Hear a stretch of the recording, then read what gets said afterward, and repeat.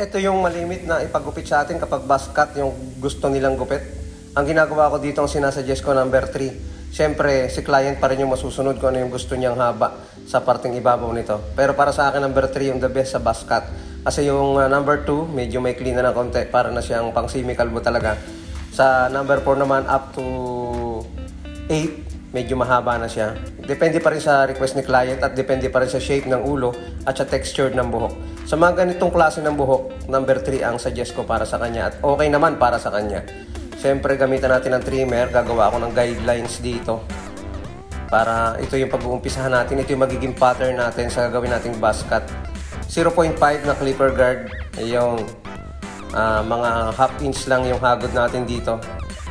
Ang adjuster nito naka-half. Yung adjuster niya para saktong makukuha talaga niya yung kapal na buhok na matitira.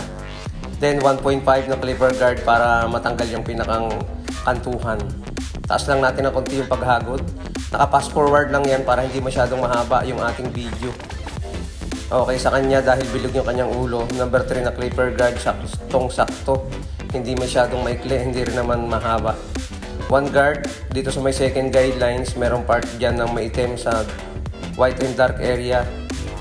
Medyo maingay lang sa labas dahil may mga nagpapatugtog. Kaya patuloy lang tayo sa paggawa ng ating video. Sakto sa inyo yung ganitong sukat, ang number 3 na clipper guard. Ayun, kapag medyo yung ating ulo ay lapad sa likod, gawin natin. Hindi masyadong mataas ang pagkaka-fade. Ayun, zero close.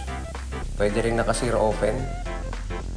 Para sa pagtanggal ng guidelines, laro-laruin lang natin yung adjuster kapag nagtatanggal tayo ng guidelines. Para kapag tumataas yung ating hagod, ibaba natin para hindi masyadong mapanipis yung pagbawas. Tapos naka-close kapag andito tayo sa guidelines.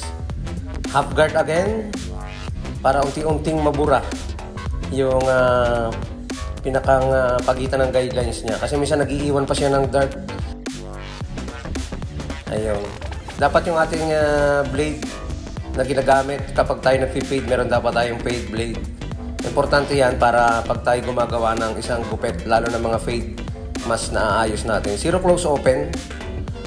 Ibig sabihin, laruin natin yung adjuster para mas makinis at makita natin na maganda yung fading na ating ginawa.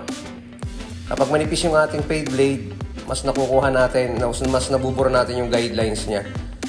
Ayun.